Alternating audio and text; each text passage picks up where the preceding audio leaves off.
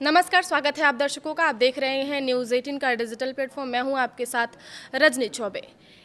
23 अप्रैल और 29 अप्रैल बंगाल की राजनीति में एक बड़ा दिन साबित होने वाला है, क्योंकि कल 23 अप्रैल और 29 अप्रैल को पश्चिम बंगाल में विधानसभा चुनाव है। बंगाल में किसकी बनेगी सरकार? टीएमसी और बीजेपी में कौन मारेगा बाजी? क्या भारी मतों से जीतकर फिर इतिहास बनाएगी टीएमसी, या बंगाल में बीजेपी बनाएगी नया इतिहास?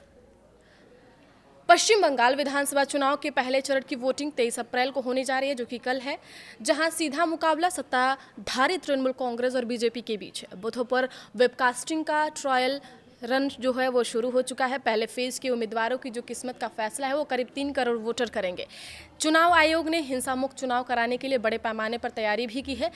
चुनाव आयोग का ऐसा मानना है कि 2026 के बंगाल विधानसभा चुनाव में न छप्पा चलेगा, न ही बूथ जॉमिंग, और इस बार घटना के आबाद एक्शन की जगह एहतियाती इंतजामों पर भी ध्यान दिया जा रहा है।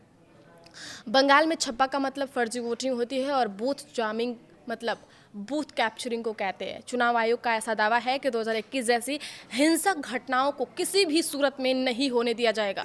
सत्ताधारी तृणमूल कांग्रेस के लिए पहला चरण मुख्य रूप से अपना मौजूदा आधार बचाए रखने की लड़ाई है। टीएमसी को नई रणनीति के साथ चैलेंज कर रहे बीजेपी की कोशिश पहले चरण में ज़्यादा से ज़्यादा बढ़त लेने की होगी। बाकी मैदान में डटे वाम मोर्चा और सभी सीटों पर उत्तरी कांग्रेस को जितना मिल जाए उसी के लिए संघर्ष चल रहा है।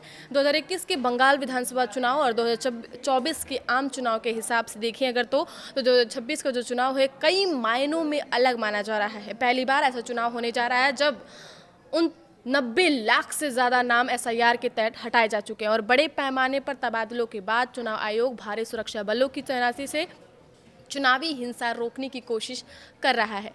करीबी मुकाबलों की बड़ी संख्या के कारण पहले चरण को चुनाव का सबसे निर्णायक जो हिस्सा माना जा रहा है।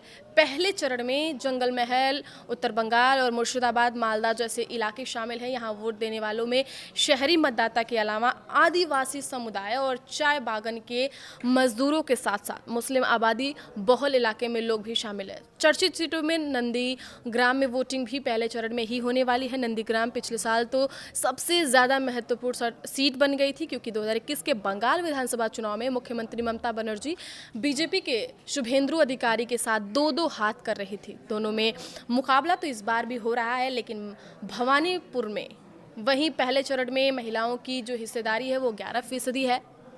पहले फेज में 167 महिला उम्मीदवार चुनाव मैदान में हैं। अब देखना ये होगा कि क्या टीएमसी अपनी पकड़ बरकरार रख पाएगी या बीजेपी शुरुआती बढ़त बनाकर मुकाबले को पूरी तरह पलट देगी। आपकी क्या राय है? आप कमेंट बॉक्स में कमेंट करके ज़रूर बताइएगा कि किसके बनने जा रही है सरकार बंगाल में, बीजेपी या टीएमसी। आगे की खबरों के लिए आप देखते रहिए न्यूज़ 18 का डिजिटल प्लेटफॉर्म। धन्यवाद।